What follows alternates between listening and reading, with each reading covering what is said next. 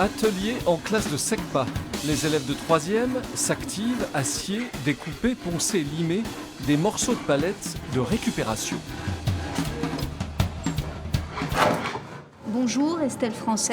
J'interviens au nom des Amis de la Fondation Française au collège de Neuilly-en-Thelle, Henri de Monterland. Bien, mais qu'est-ce qu'ils fabriquent ? Pour le savoir, direction l'un des préaux de l'établissement où se trouvent depuis 20 ans 2 objets jusqu'alors non identifiés.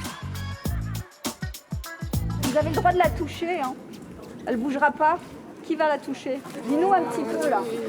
C'est dur, mais... C'est dur, donc c'est bien, c'est vraiment de la brique.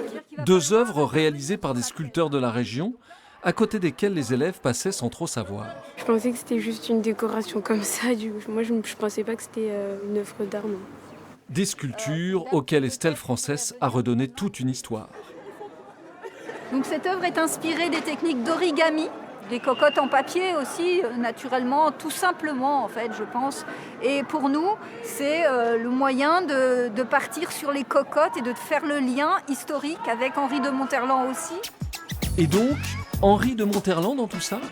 Vous êtes le seul collège en France à porter ce nom, c'est important que vous sachiez qui est Henri de Monterland. L'écrivain habitait dans l'Oise, tout près de Neuilly-en-Thelle. Connu pour sa misogynie, il considérait les femmes un peu, disons, comme des cocottes. On est parti de ces cocottes en papier, donc de cet atelier de pliage, vers ces œuvres qui sont à l'extérieur. Encore une fois, merci à Henri de Monterland parce qu'il nous a permis de faire un focus sur ces cocottes. La boucle est donc bouclée.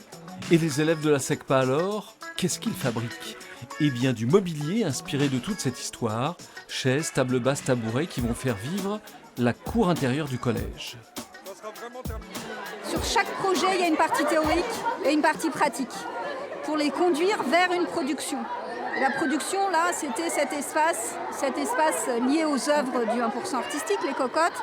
Donc ces œuvres qu'il lie à des créations des chaises notamment, qui sont inspirées des œuvres, mais aussi de l'espace qu'ils vont agencer pour créer exactement ce qu'ils sont en train de faire, c'est-à-dire un lieu d'échange un peu plus intime aussi et convivial sur lequel ils peuvent se retrouver.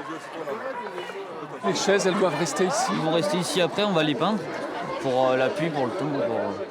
Et après ils vont rester, on va mettre des livres pour que puissent lire, les gens qui veulent lire, ils pourront lire. Qu'est-ce que tu penses, toi, de cette expérience ? Je pense que c'est bien, pour l'image du collège, c'est bien. À Neuilly-en-Thelle, l'initiation à l'art contemporain fait donc œuvre utile pour aborder toutes les matières, ouvrir l'imagination et produire de ses mains.